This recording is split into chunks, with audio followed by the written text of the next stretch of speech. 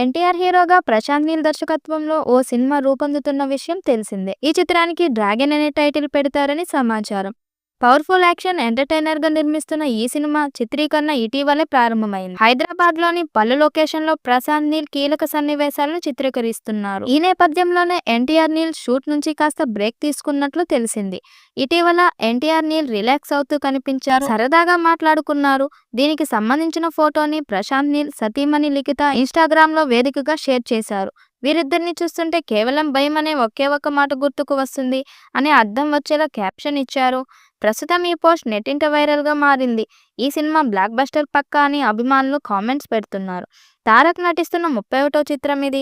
Shooting లో భాగంగా ఇటీవల రామోజీ ఫిలిం సిటీలో ఓల్డ్ కోల్కతా బ్యాక్ డ్రాప్ లో ఓ ప్రత్యేక సెట్ ను సిద్ధం చేసి సన్నివేశాలను చిత్రీకరించారు. ఈ పీరియాడిక్ మాస్ యాక్షన్ డ్రామాలో ఎన్టీఆర్ కు జోడీగా రుక్మిణి వసంత్ కనిపించనుంది. టొవినో థామస్ కీలక పాత్రలో సందడి చేయనున్నారు. వచ్చే ఏడాది జనవరి 9న ఈ సినిమా ప్రేక్షకుల ముందుకు రానుంది.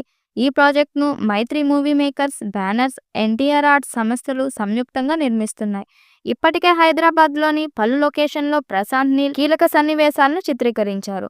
ఇక తర్వాత షెడ్యూల్ని నీల్ వచ్చే నెలలో శ్రీలంకలో ప్లాన్ చేస్తున్నట్టు సమాచారం. ఈ షెడ్యూల్ నుండి ఎన్టీఆర్ షూటింగ్లో పాల్గొంటారని తెలుస్తుంది. కేజీఎఫ్ 2తో 1200 కోట్లు కొట్టిన ప్రశాంత్ నీల్ సలార్తో 800 కోట్లు కొట్టాడు. ఇప్పుడు ఎన్టీఆర్తో చేస్తున్న సినిమాతో మరోసారి పెను ప్రపంచాన్ని సృష్టించాలని చూస్తున్నాడు. ఇక 2000 కోట్ల మార్కెట్ను దాటడమే లక్ష్యంగా పెట్టుకున్నారు.